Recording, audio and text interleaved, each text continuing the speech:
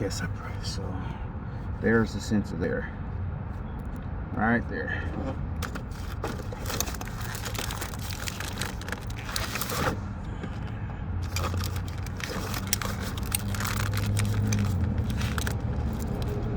Right there.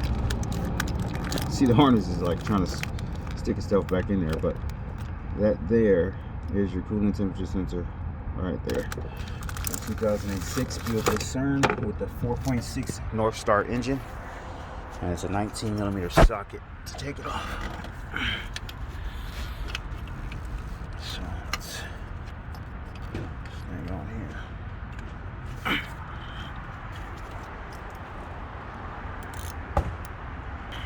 Okay, so remember it's a 19, so I have a swivel extension on there. Again, you can't see it, but let's see. I have a swivel extension on there. See it right there. And yeah, without it, man, I don't know another way to get that thing off of there.